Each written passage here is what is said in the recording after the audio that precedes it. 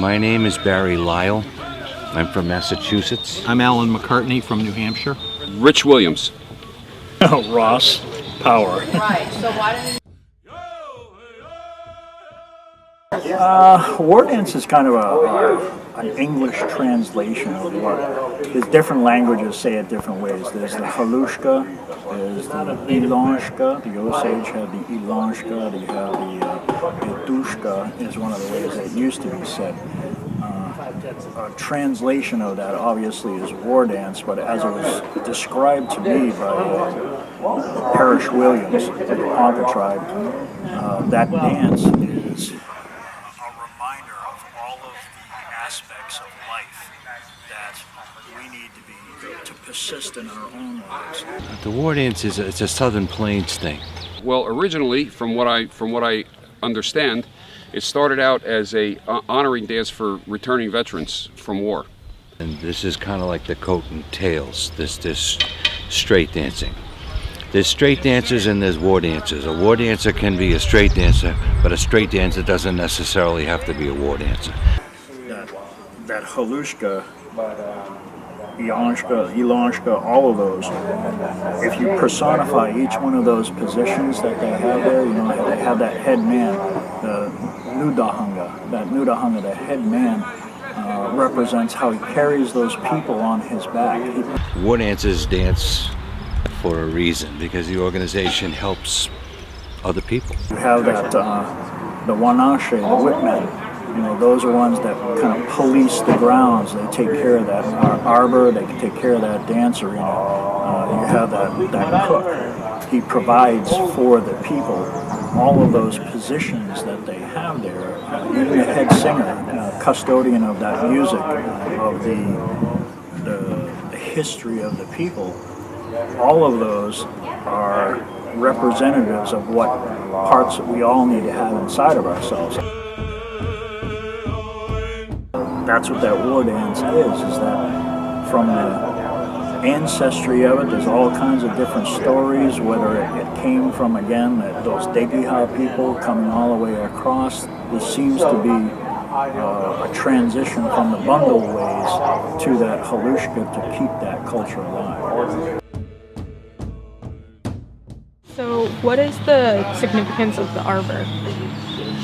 Oh boy, there's so many different stories around this. Even if you think about it, like Native American church, they had that little small kettle drum. The Pawnees, I think they call it Nakakudawa. Nakakudawa is that little drum.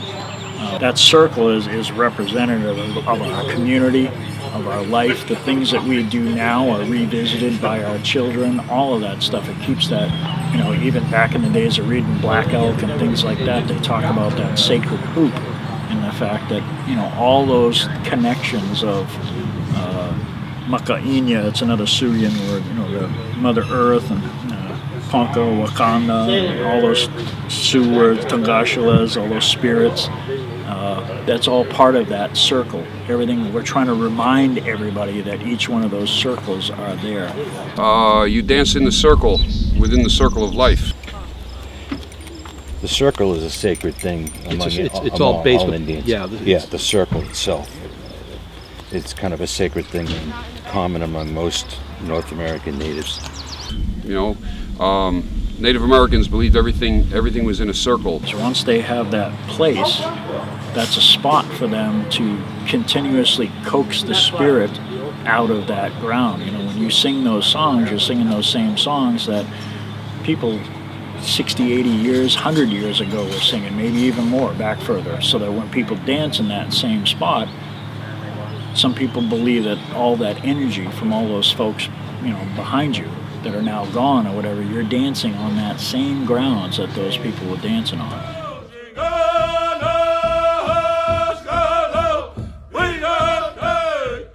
Why is there a drum in the middle?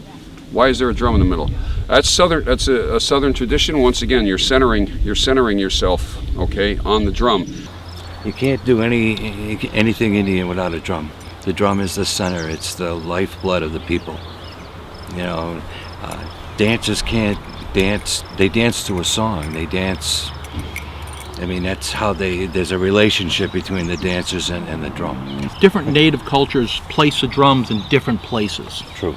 Okay, some of them will have it in the center, some will have it off to the side.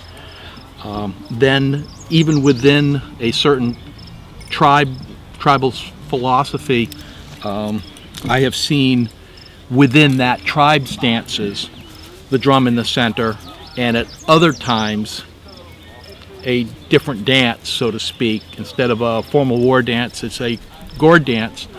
I have seen the drum in the center, and I've also seen the drum at the side within the same tribe at a different event.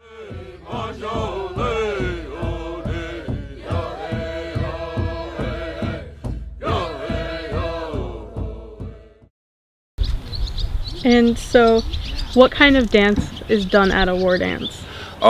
Normally it's Southern traditions from well, as you probably heard in the arbor, in the committee meeting, we originally got our dance from the Comanche, and then the Ponca also gave us their songs and dances. So it's a Southern style Native American Indian dance. You know, so that's the reason for what they call the straight suit, which is what we all wear. We all pretty much wear the same type of clothes, slight variations, whether you're wearing Comanche or Ponca, or you'll see guys wearing vests. They'll have double bandoliers, they'll have breastplates, you know, all sorts of different.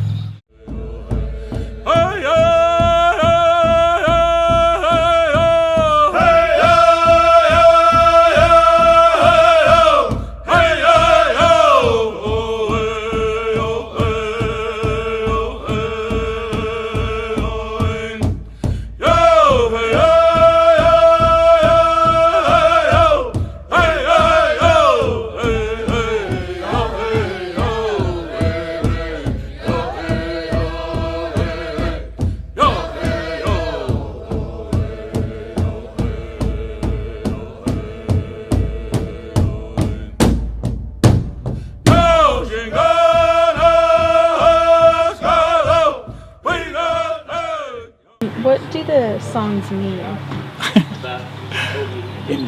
Totally different depending on the song. There are so many different songs. Most of the time, there's two different types of songs. Some of them are vocable songs.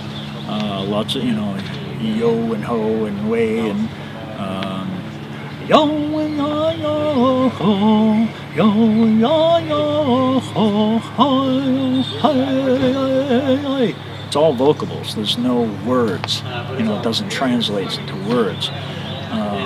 But there are a lot of other songs that may start off with vocables, but in that tail section or somewhere mixed in there, they're telling stories. They're saying things like, I am the one that pulled my bow. During, it's a song about talking about a little Pawnee boy that got shot with an arrow. They're telling that story, or they're saying good deeds that folks have done before. They're talking about, obviously, triumph in battle and war. Like I was mentioning earlier, talking about ukite. When you hear that word, they're talking about, people other than the Poncas themselves. Particularly, the way it was explained to me is that they're talking about people that sound like us. So that tells me that they're speaking a very similar language, which again, the best enemy at that time of those songs was the Lakotas. They speak like us. They're not us. You'll hear a lot of that. Obviously, Wakanda or Wakanda Ka. Wakanda is talking about God. You'll hear a lot of things like Hethuska, Wakanda Gache. Talking about Gachetama, Wakanda Gachetama, talking about God made this. They're telling the Hethuska, all of them guys, Hethuska, Nanjinge, stand up, pay attention. God made this for you. So that's what they're trying to remind them. All of those songs are telling that story, but they're also telling people how to be as a person.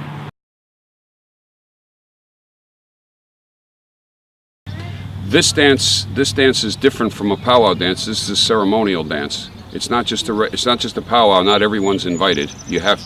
It's not open to the general public. It's an invitational thing only. And I have heard it said that our dance up in the arbor is prayer-like.